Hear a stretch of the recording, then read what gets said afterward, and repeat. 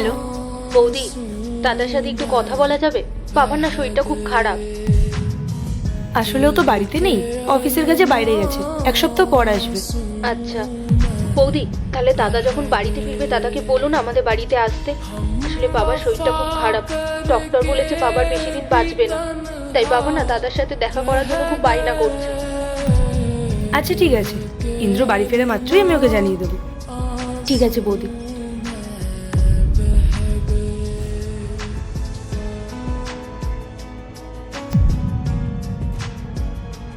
পায়েল, কি ব্যাপার? কে ফোন করেছিল? আরে তেমন কেউ না, ব্যাংকের থেকে ফোন করেছিল। আমি বললাম তুমি অফিসের কাজে বাইরে গেছো, এক সপ্তাহ পর ফিরবে। বাহ, তুমি তো বেশ বুদ্ধিমান। আচ্ছা শোনো, আমার লেট হয়ে যাচ্ছে, তুমি নিজের খেয়াল রেখো আর ভালোভাবে থেকো। আমি এক সপ্তাহের মধ্যেই বাড়ি ফিরে আসবো।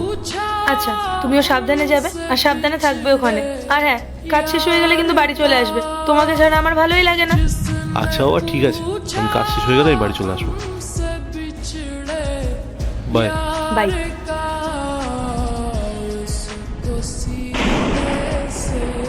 ভালোই হলো। তার আগে তুমি যদি অনেকগুলো টাকা চাও তাহলে লাইক করে দাও, আর যদি মাকে চাও তাহলে লাইক সাবস্ক্রাইব দুটাই করো, আর কমেন্টে বলে যাও মা নাকি টাকাকে চাও।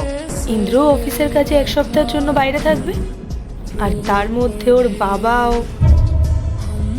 ভালোই হয়েছে, যতদিন ওই বুড়ো বেঁচে থাকবে ততদিন আমাদের টাকা ধ্বংস করতে থাকবে। আর ইন্দ্রও পারে বটে, বাবার ভালোবাসায় একেবারে অন্ধ হয়ে থাকে। শোনো, এই ক্লায়েন্টটা খুব ইম্পর্টেন্ট, এনার উপরে ফোকাস করতে হবে। Excuse me. হ্যাঁ পূজা, বল। দাদা তুই কোথায়?